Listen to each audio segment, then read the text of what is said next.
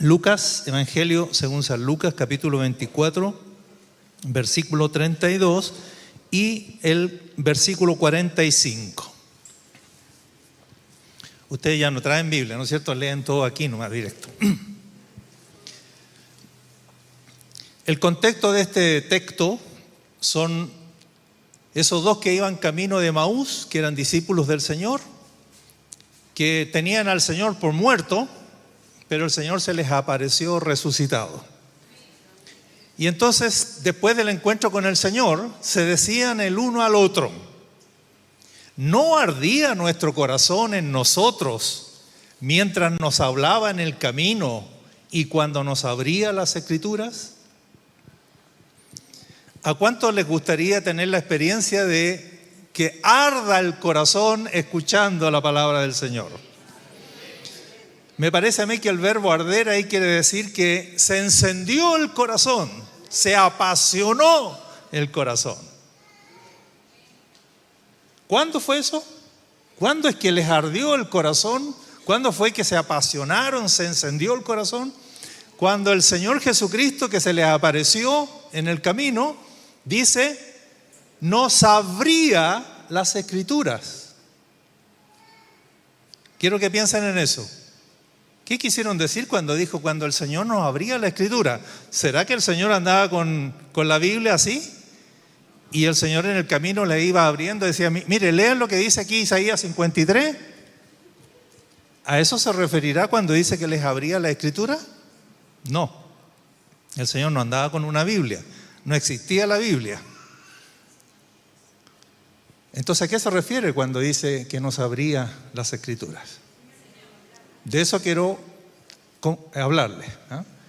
Y espero que cuando les explique de qué se trata, también les arda el corazón, ¿no? Se encienda el corazón. Entonces, esa experiencia de abrir, el Señor Jesucristo abriéndole las Escrituras a estos dos que iban camino de Emaús, les hizo arder el corazón. Ahora el siguiente texto, el 45, otra vez están estos dos, pero además están los 11 apóstoles, están otros discípulos, están todos reunidos en una casa. El Señor resucitado se aparece en otra de sus apariciones después de resucitar y dice que entonces les abrió el entendimiento para que comprendiesen las Escrituras. ¿Qué cosa les abrió aquí? El entendimiento. ¿Para qué? Para que comprendiesen. Podríamos decir así, les abrió el entendimiento para que se les abrieran las Escrituras. Para que se abran las Escrituras, también para nosotros es necesario que se nos abra el entendimiento. ¿Y a quién le estaba diciendo eso? A gente que conocía las Escrituras. Los judíos aprendían las Escrituras desde la niñez. ¿Y por qué entonces, si ellos conocían las Escrituras, por qué tenían necesidad de que el Señor les abriera las Escrituras y les abriera el entendimiento para que las Escrituras se les abrieran? Es una pregunta importante, interesante. Cuando uno lee este libro, las Sagradas Escrituras, puede que la lea, voy a decir así, puede que la lea a un nivel, en un nivel que lo comprenda. Por ejemplo, si ustedes se ponen a leer el Pentateuco, los primeros 5 libros de la Biblia, y yo después les pregunto y les digo, ¿de qué tratan? ¿De qué trata el Pentateuco? ¿De qué tratan los primeros 5 libros de tu Biblia? Y tú me podrías responder, y sería una respuesta correcta, me podría decir el origen del mundo, el origen de la nación de Israel y los primeros siglos de la historia de Israel. En otras palabras, esos 5 primeros libros de la Biblia son historia del mundo y en forma particular historia de Israel. Para entender eso no se necesita ser cristiano.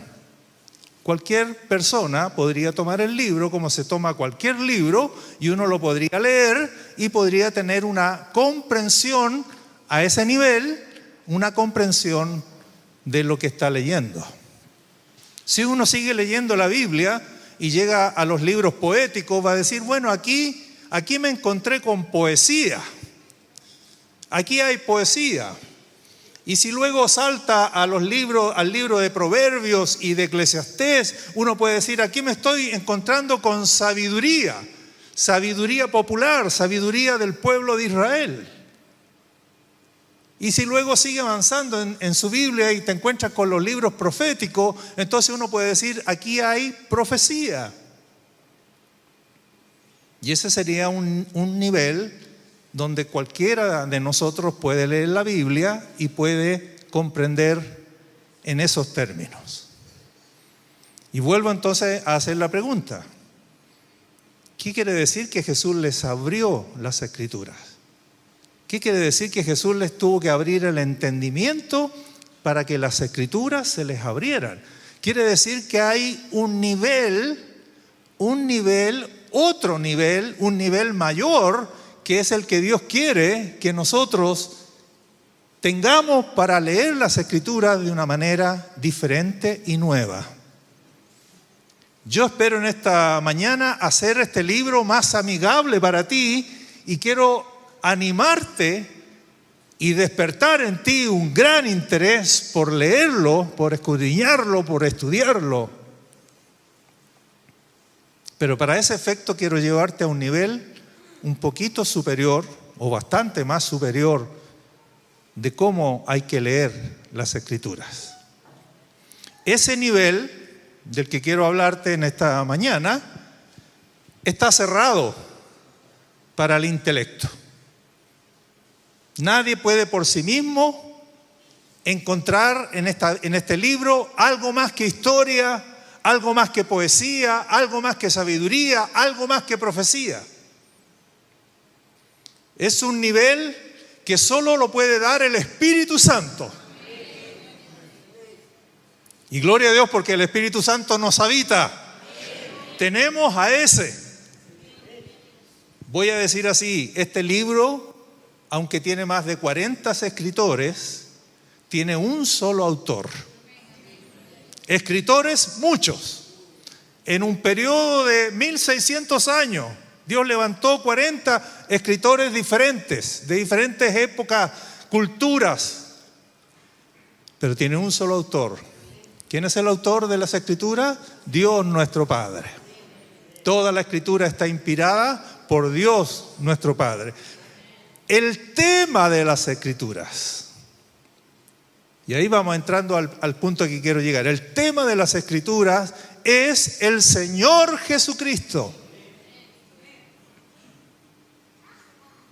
El autor es Dios el Padre, pero el tema, el contenido, si usted se leyese toda la Biblia y entonces yo le preguntara ¿de qué trata ese libro que has leído? Usted me tendría que responder, este libro trata acerca del Señor Jesucristo. Es una respuesta diferente a la que comúnmente escuchamos o damos. Y el intérprete, el único intérprete de las Escrituras en el nivel que te quiero proponer en esta mañana es el Espíritu Santo. Es Él el único que puede abrirnos las Escrituras para encontrar este nivel de profundidad que es la razón por la cual este libro fue inspirado. Si fuera solo para encontrar historia, poesía, sabiduría y profecía, no necesitaríamos necesariamente que estuviera inspirado. Pero la inspiración de las Escrituras se justifica por causa de esta razón. Por eso el compartir de esta mañana tiene por título Las Escrituras revelan al Señor Jesucristo. Entonces quiero que me acompañen ahora a leer en el mismo 24 los versículos 21 al 27 para que entendamos qué es lo que Jesús les habló, cómo es que Él les interpretó las Escrituras, que les ardió el corazón y dijeron, se nos abrió el libro. Gente que leía el libro, gente que conocía las Escrituras, pero que nunca habían visto las Escrituras de esta manera en que el Señor Jesús se las reveló o se las interpretó. Dice, estos dos que iban camino de Emaús, le están explicando al Señor que se les puso en el camino, iban caminando los tres y le van contando. No lo pudieron reconocer al Señor. Y mi teoría es que no lo pudieron reconocer porque para ellos el Señor estaba muerto. Y cuando uno tiene el entendimiento de que el Señor está muerto, aunque el Señor aparezca vivo, para uno está muerto y no lo puede reconocer. Si queremos reconocer a Jesucristo en esta mañana, tenemos que creer que Él está vivo. Esa es mi teoría de por qué no lo pudieron reconocer. Y tal es así que le empiezan a explicar al Señor, le empiezan a decir, nosotros esperábamos que Él, refiriéndose a Jesús de Nazaret, que estaba con ellos pero no lo podían reconocer, nosotros esperábamos que Él era el que había de redimir a Israel. En otras palabras están diciendo, pero se murió, pero lo mataron, no era. Nosotros creíamos, teníamos la esperanza de que Él era. Y ahora, además de todo esto, hoy es el tercer día que esto ha acontecido. El Señor le había dicho que al tercer día iba a resucitar. Nunca lo entendieron. Esa parte parece que nunca la escucharon. Y ellos mismos están diciendo, y hoy es el tercer día. Por último, por callativa tendrían que haber dicho, si este es el tercer día y se nos presentó este forastero, ¿no será el Señor que resucitó? Pero no pudieron. Sigamos. Aunque también le cuentan al Señor, aunque también nos han asombrado unas mujeres de entre nosotros, las que antes del día fueron al sepulcro, y como no hallaron su cuerpo, vinieron diciendo que también habían visto visión de ángeles, quienes dijeron que Él vive. Sigamos. Y fueron algunos de los nuestros, parece que no le creyeron a las mujeres, fueron algunos de los nuestros al sepulcro para ver si era verdad lo que decían las mujeres, y hallaron así como las mujeres habían dicho, pero a Él no le vieron. Entonces el Señor se empieza a revelar a ellos. No los trató muy bien. ¡Oh insensatos! Otra versión dice, ¡oh torpes! No sé cuál le gusta más a usted, insensato o torpes. Las dos son fuertes. Y tardos de corazón para creer. Qué hermosa esa expresión, ¿eh? Que no es positiva, por supuesto, pero el corazón tardo para creer. Que el Señor nos libre de un corazón así. ¿Cómo tiene que ser el corazón? Pronto para creer, no tardo para creer, pronto para creer. Oh insensatos y tardos de corazón para creer todo lo que los profetas han dicho. Si ustedes hubiesen podido leer los libros proféticos en este nivel que solo el Espíritu Santo puede dar, ustedes habrían entendido lo que le iba a pasar al Mesías, al Cristo. Sigamos. ¿No era necesario que el Cristo padeciera estas cosas y que entrara en su gloria? ¿Dónde estaba esto profetizado? ¿Dónde estaba esto anunciado? En todo el Antiguo Testamento. ¿Y por qué no lo vieron? ¿Por qué no lo entendieron? Por la razón que ya les expliqué delante. Cuando lees la Biblia, te encuentras con historia, te encuentras con poesía, te encuentras con sabiduría. ¿Con qué te encuentras cuando lees la Biblia? Ellos la habían leído toda la vida así, la Biblia, y nunca comprendieron lo tocante al Mesías. Nunca vieron que el Mesías tenía que sufrir primero. Nunca vieron que el Mesías tenía que morir primero. Nunca vieron que el Mesías después de muerto iba a resucitar e iba a entrar en su gloria. Y nosotros que estamos 2000 años después de estos acontecimientos, sabemos que Cristo murió, pero también sabemos que Cristo resucitó y que Cristo ha entrado en su gloria. Fue exaltado y hoy está sentado a la derecha del trono de Dios.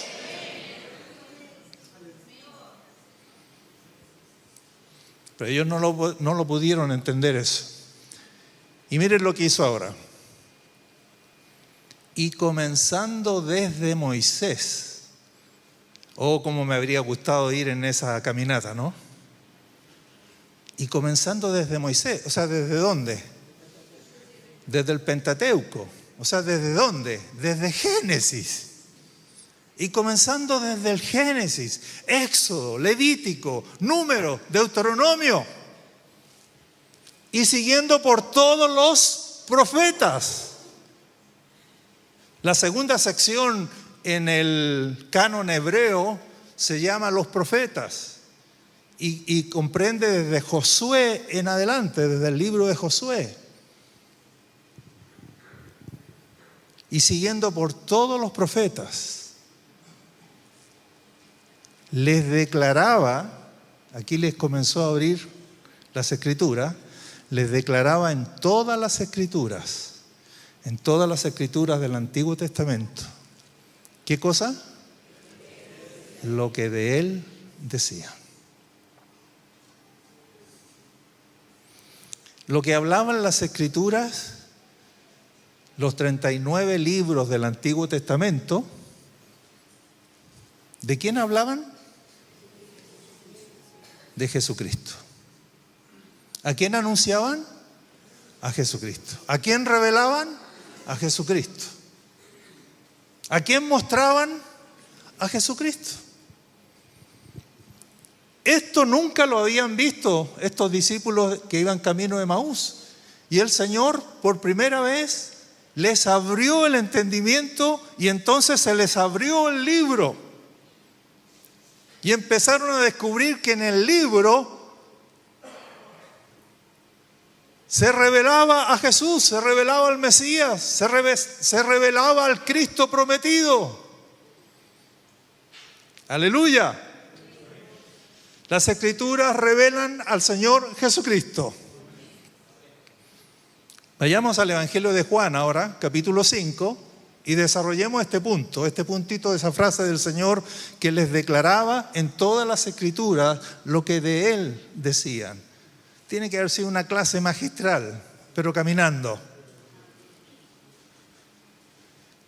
Para que vayan entendiendo. Y entonces les empezó a arder el corazón. ¡Wow! Nunca pensé que la Biblia estaba para esto. Nunca entendí que la Biblia tenía esta finalidad, tenía este propósito. Aquí Jesús en el Evangelio de Juan se encuentra con los judíos, conocedores de la Escritura, al nivel que ya dijimos.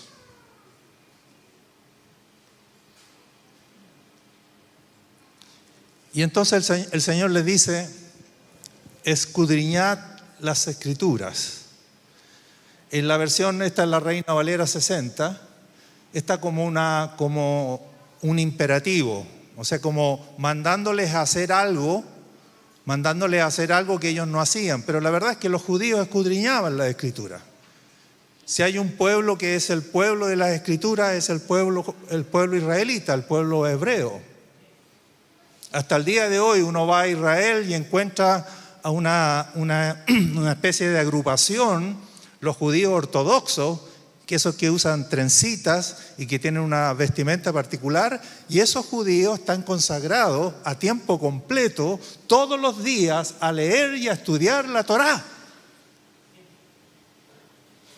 Así que son el pueblo del libro. La NBI no lo pone en imperativo, la NBI dice, escudriñan, ustedes estudian las Escrituras. No lo está mandando a estudiarla, a nosotros sí nos tendría que mandar a estudiarla, ¿no? Así que vamos a dejarlo en imperativo para que tenga aplicación para nosotros. Hermanos, hay que escudriñar las Escrituras. Ahora, ¿por qué la escudriñaban los judíos?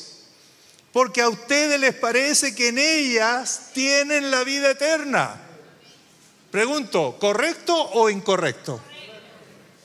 Piénselo. Ustedes estudian las Escrituras porque a ustedes les parece que en ellas, en las Escrituras, tienen la vida eterna. ¿Correcto o incorrecto? No entendí. ¿Correcto o incorrecto? Incorrecto. ¿Cuántos creen que está incorrecto? Me están siguiendo de a poquito. ¿Cuántos creen que está correcto? No hay ninguno. Nadie quiso ser fusilado.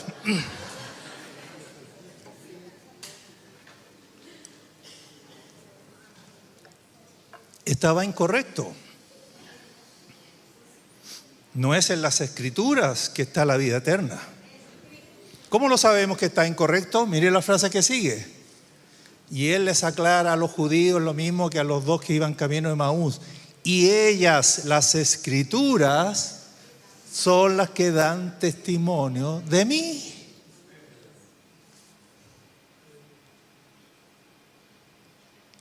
A ver, ¿te fijaste bien? Entonces mire el texto que sigue y después volvemos a este. Y no queréis venir a mí para que tengáis vida. ¿Dónde estaba la vida? ¿En las Escrituras o en Cristo? La vida estaba en aquel de quien las Escrituras dan testimonio.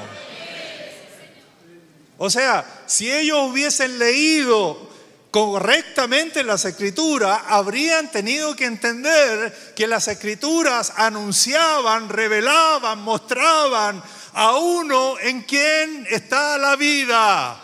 El que tiene al Hijo tiene la vida. Y el que no tiene al Hijo, aunque se sepa toda la Biblia, no tiene la vida.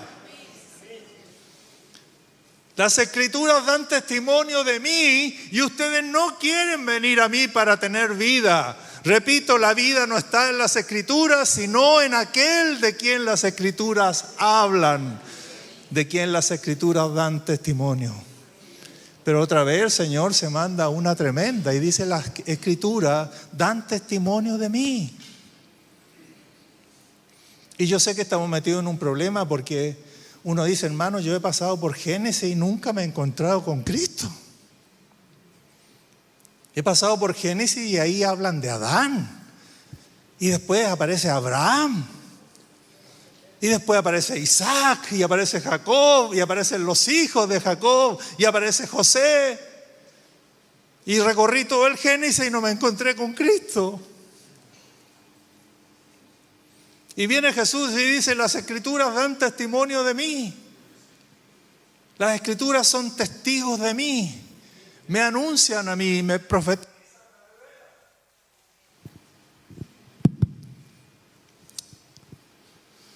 Qué tremendo texto. Sigamos. Y no queréis venirme para que tengáis vida. Gloria de los hombres no recibo. Saltemos por favor al 40 y... Sigue, a ver, 43. Sigue. Para cortar un poco, sigue. Ahí. Y viene Jesús, le está hablando a los judíos y le dice: no penséis que voy a acusaros delante del Padre. El Señor no es acusete. Porque acusete, carecuete. Así que no voy a acusaros delante del Padre. Pero sí les advierto una cosa: hay quien os acusa. Hay uno que los va a acusar. ¿Quién? Moisés. El autor del Pentateuco se va a levantar y va a decir: yo los acuso. ¿Y por qué? ¿Cómo es que Moisés los va a acusar? Yo no necesito acusarlos, pero hay uno que los va a acusar. Este sí es acusete, Moisés, en quien tenéis vuestra esperanza. Sigamos. Porque si creyeseis a Moisés, cosa que ellos se jactaban de que le creían a Moisés, en él tenían la esperanza. Y el Señor le está diciendo: ustedes no le creen a Moisés. Por eso que Moisés se va a levantar y los va a acusar. Porque si creyesen a Moisés, me tendrían que creer a mí. Si en verdad ustedes le creyesen a Moisés, tendrían que creer en mí. ¿Y cuál es la razón? Porque de mí escribió él. ¿Qué escritura puede ser más claro que esto? ¿De quién escribió Moisés en el Pentateuco? De Cristo. ¿De qué escribió Moisés en el Génesis? De Cristo. ¿De qué escribió Moisés en el Éxodo? De Cristo.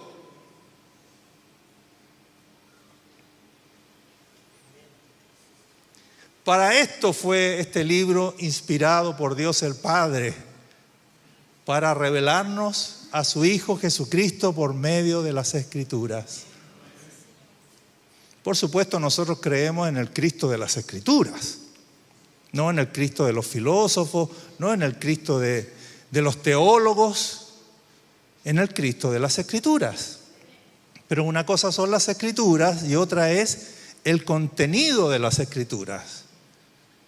¿De qué hablan las Escrituras? ¿De qué escriben los 40 escritores? ¿De quién escriben acerca de Jesucristo?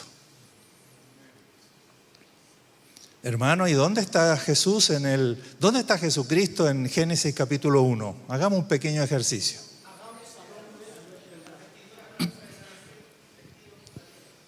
El capítulo 1 muestra cómo todas las cosas fueron creadas por medio de la palabra. Cómo Dios por medio de la palabra creó todas las cosas. Y Juan capítulo 1, Juan el evangelista, que escribe inspirado por el Espíritu Santo, con este nivel de revelación que estamos hablando, él dice: en el principio era la palabra, y la palabra era Dios, y la palabra estaba con Dios, y la palabra era Dios.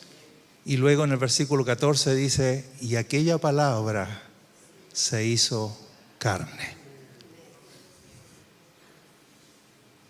¿Dónde está Jesucristo en Génesis capítulo 1? Porque uno pasa por ahí y dice: no me encontré con Jesucristo en ninguna parte. Ahí está. En Génesis capítulo 1, Jesucristo es la palabra por medio del cual fueron hechas todas las cosas. Y Pablo, escribiendo a los Colosenses, dice: porque por medio de él, dice, porque en él, primero en él, la preposición en, porque en él fueron creadas todas las cosas, las que están en los cielos, las que están en la tierra, las visibles, las invisibles. Todo fue creado por medio de él y para él. ¿De dónde lo sacó eso Pablo? De Génesis capítulo 1.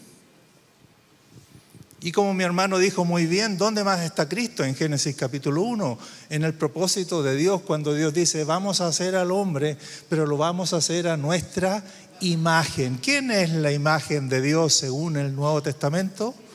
Jesucristo. Así que cuando Dios estaba diciendo hagamos al hombre, estaba diciendo vamos a hacerlo semejante, parecido a Jesucristo. Jesucristo es la imagen de Dios. Pasa a Génesis capítulo 2, ¿y dónde vemos a Jesucristo ahí? Jesucristo es el árbol de la vida, porque en él estaba la vida, dice Juan, y la vida era la luz de los hombres. Cuando Cristo se presentó, ya lo hemos leído: no queréis venir a mí para que tengáis vida, yo soy el árbol de la vida, y la vida es la luz de los hombres. Y dijo: yo soy la luz del mundo. El que me sigue no andará en tinieblas, sino que tendrá la luz de la vida. Entonces le doy una pista ahora. El Antiguo Testamento ya está interpretado. Usted no necesita inventar interpretaciones. El Antiguo Testamento ya está interpretado. ¿Dónde? ¿Dónde? En el Nuevo Testamento. En el Nuevo Testamento ya está interpretado el Antiguo. Entonces usted necesita conocer el Nuevo Testamento para que cuando lea el Antiguo pueda inmediatamente identificar cómo es que Cristo está revelado ahí. Y le doy una pista más. No todas las Biblias lo tienen, pero hay unas Biblias que tienen una letra chiquitita dentro de los versículos. ¿La ha visto? A, B, C, D. y uno busca al pie de página y generalmente esa letra chiquitita lo envía a uno al Nuevo Testamento.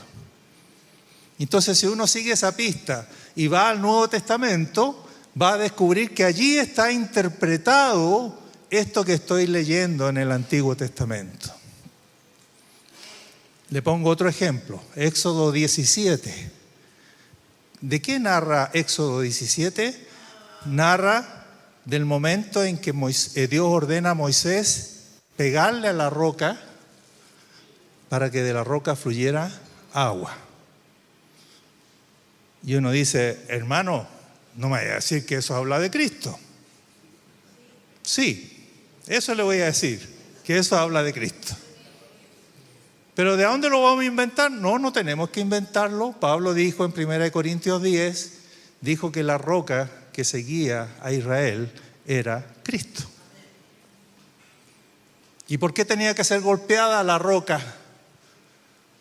Por orden de Dios para que de ella saliera agua, porque el agua, si la roca es Cristo, Cristo fue herido en la cruz del Calvario, y porque fue herido en la cruz del Calvario, fue golpeado con la vara del juicio de Dios que cayó sobre él en vez de caer sobre nosotros. De él salieron ríos de agua viva.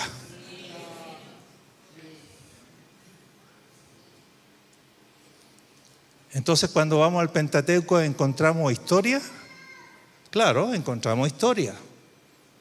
Pero más que eso, encontramos a Cristo.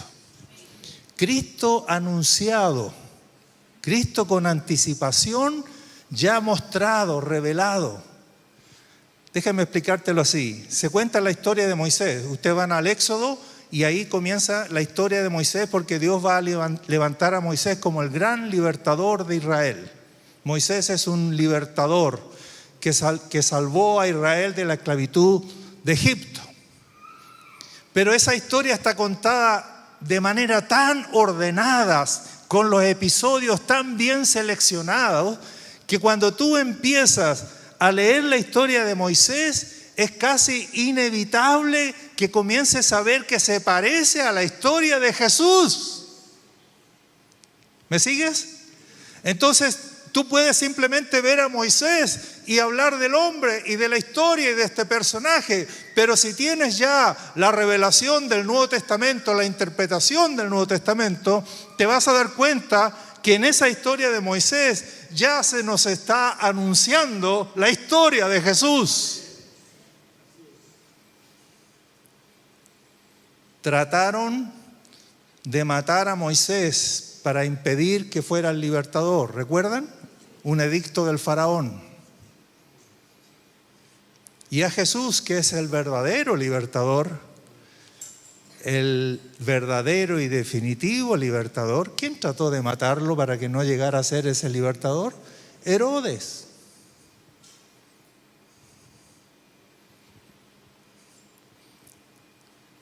Entonces vas viendo cada personaje. Eso mismo te tiene que pasar con Abraham, con José. Con José es una cosa maravillosa. Uno va viendo las experiencias de José y es inevitable ir comparando con el Señor Jesucristo.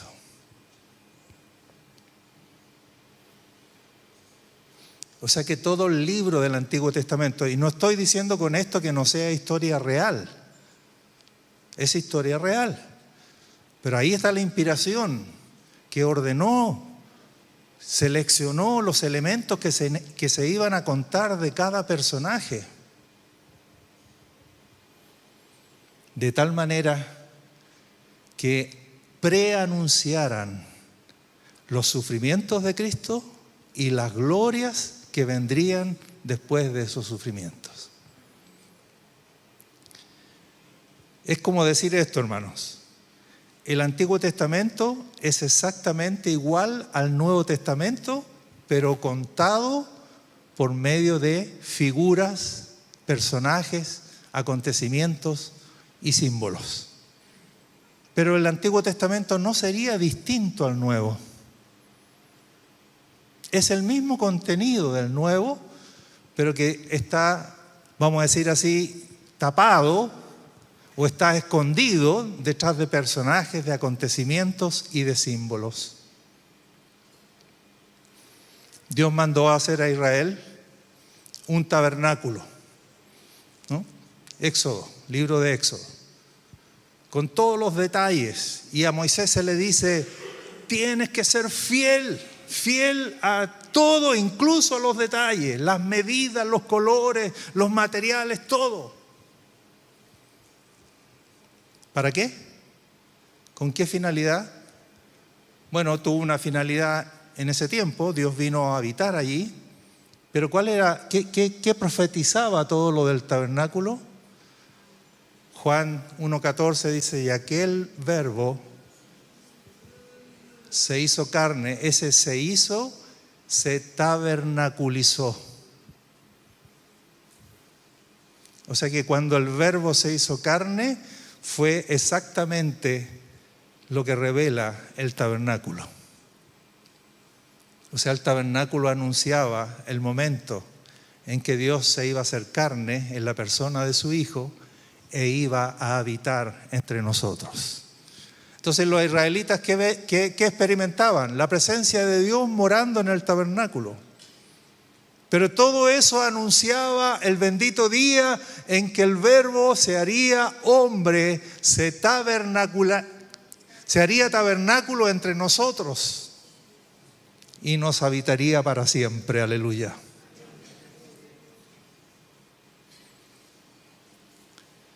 Moisés escribió de mí. ¿Queda un versículo, parece? Pero si no creía sus escritos, yo les pregunto: ¿ustedes creen a los escritos de Moisés? Porque es parte de tu Biblia. ¿Cómo creeréis a mis palabras? Si ustedes no creen que Moisés escribió de mí, ¿cómo van a creer a lo que yo les diga? Alabado sea el Señor. Y para terminar, vamos a Lucas 24, desde el versículo 44. Les dije que este es el segundo momento en que ahora están reunidos los 11 más otros hermanos, incluyendo los 2 que iban camino de Emaús. Y él les dice en este versículo a ese grupo exactamente lo mismo que estamos hablando. Estas son las palabras que os hablé. Imagínense la sorpresa: Cristo se presenta resucitado. ¿Cómo saben que es Cristo que está resucitado? Porque trae las marcas del Calvario. ¿Cómo reconoceremos a Jesús cuando nos encontremos con Él? Por las marcas. Esas marcas que los católicos llaman los estigmas acompañarán el cuerpo glorificado de Cristo por la eternidad.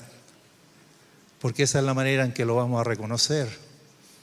Y esa es la manera en que nunca olvidaremos que si somos salvos es por su bendita gracia y misericordia.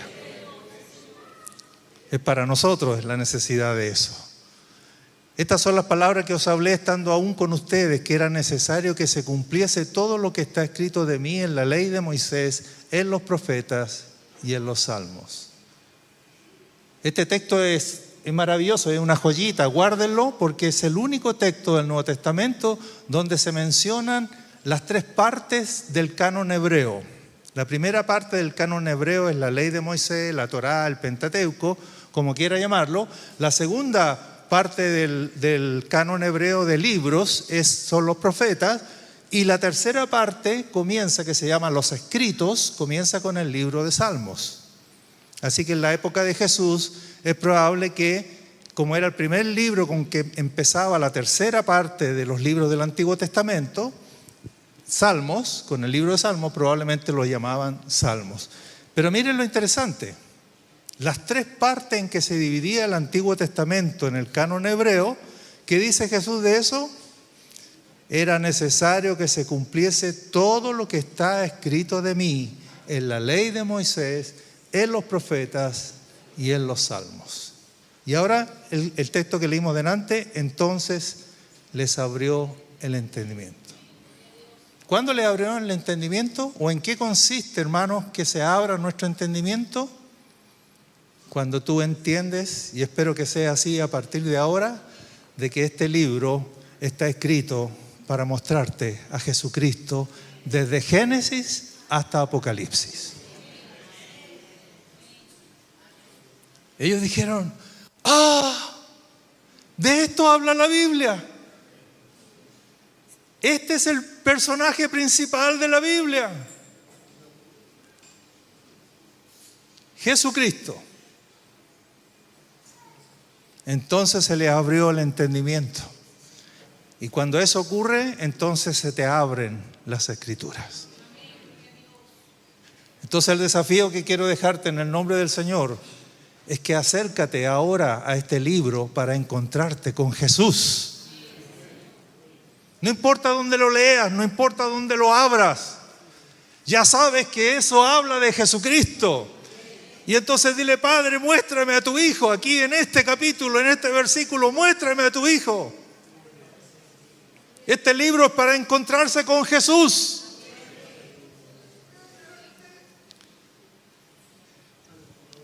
Los que son más románticos quizás pudieran verlo así: cuando voy a la Biblia, es una cita de amor para encontrarme con Él. Cuando voy a leer la Biblia o a estudiar la Biblia, voy a encontrarme no con un libro, sino con el personaje de quien habla el libro. ¿Y quién es ese? El amado de nuestra alma. ¿Quién es ese? El amado de la iglesia. ¿Quién es ese? El amado de nuestro corazón. El Señor Jesucristo.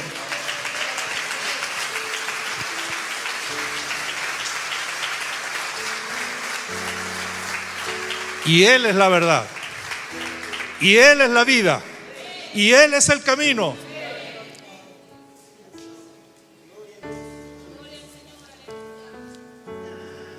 ¿No te arde el corazón saber que ahora puedo ir a este libro para encontrarme con Jesús? Para conocerlo en sus infinitas dimensiones de nuestro Señor, en sus infinitas perfecciones, en su infinita gloria, en sus infinitas verdades, en sus infinitos atributos, una revelación de su persona y de su obra. ¿Cómo iba a morir? ¿Por qué iba a morir? ¿Qué aspectos de su muerte iban a cubrir nuestra salvación? Hermano, algo inagotable. 66 libros a tu disposición para que vengas a encontrarte con Jesús. Y como Él dijo: ven a mí para que tengas vida. Los problemas de la iglesia, cualquiera que sean, tienen una sola causa: falta de Cristo. Todos nuestros problemas se deben a una sola carencia: falta de conocer al Señor, falta de conocer más a Cristo. Si mi matrimonio no funciona, no es porque yo no sepa cómo tengo que ser con mi esposa, porque eso yo lo sé y ustedes también lo saben. Porque en el Nuevo Testamento no hay una lista interminable de mandamientos de cómo tiene que ser el marido. Hay uno solo. Hay uno solo. ¿Cuál es? Los maridos, porque esto se lo sabe la hermana, pero ustedes no tienen que saberse ese. Un solo mandamiento: maridos, amen a sus esposas como Cristo a la iglesia. Yo lo sé. ¿Cuál es mi problema? Que tengo que amarla no como a mí se me ocurra, no como a mí me parezca, sino como Cristo amó a la iglesia. Y ahí quedo tirado. Entonces, ¿a quién necesito conocer para llegar a amar a mi esposa como Cristo amó a la iglesia? Tengo que llegar a conocerlo a Él y aprender de Él y cómo Él amó a la iglesia, cómo la amó, para entonces yo, aprendiendo de Él, mirando en el espejo de Él, yo pueda un día llegar a amar a mi esposa como Cristo amó a la iglesia. Todos nuestros problemas son falta de conocer a Cristo, son falta de Cristo. Pero no te estoy desanimando, te quiero animar. Pero aquí te puedes encontrar con Cristo. Aquí está. Ven. a Él. Ven a Él. No trates con el libro, trata con el personaje de quien habla el libro. Alabado sea el Señor. Pónganse en pie, hermano.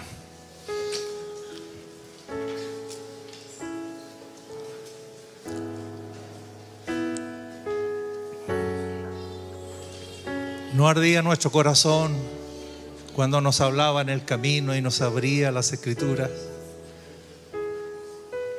Oh, pido al Padre en el nombre de Jesús que se abra nuestro entendimiento,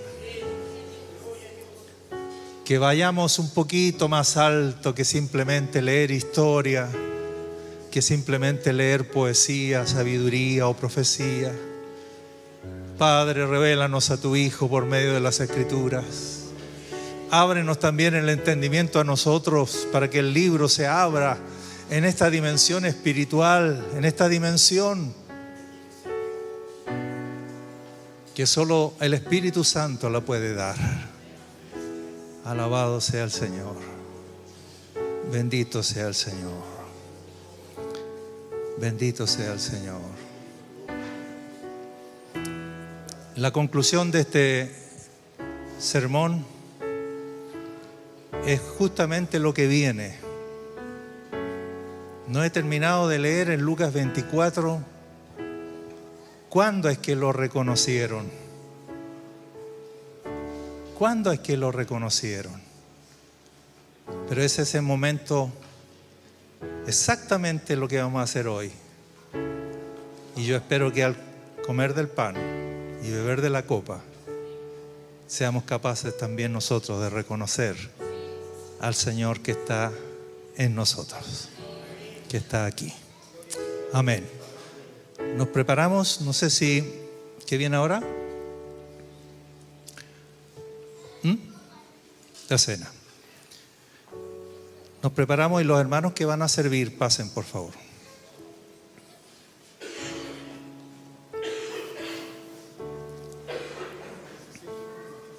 Ya, tomen asiento, hermanos.